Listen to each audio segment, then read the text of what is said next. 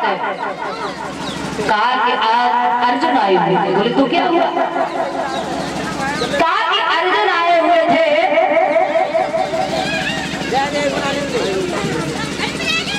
गर्भ की बाजी लगी हुई है, तुम्हारे गर्भ से यदि किसी बेटी ने जन्म लिया तो हमें अर्जुन के विवाह करना पड़ेगा, और यदि ऐसा हुआ तो हमारे सारे नागवंशियों की बात भूल में मिल जाएगी, इसलिए घर में बेटी पैदा नहीं होनी चाहिए।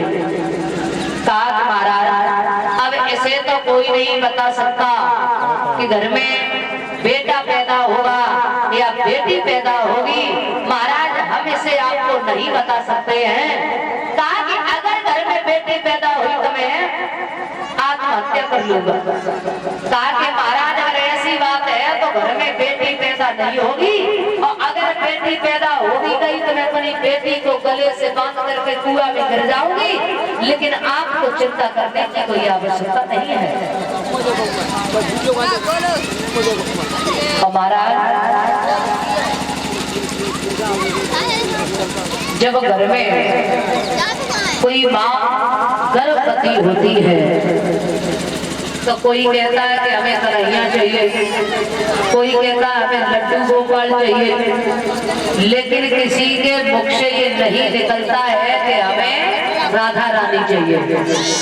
तो वो माँ बड़ी चिंता में पड़ जाती है कि घर में चोरी हो गई तो, और घर में चोरी हो जाए तो लोग ऐसा मुंह बना लेते हैं मानो घर में से चोरी हो गई हो।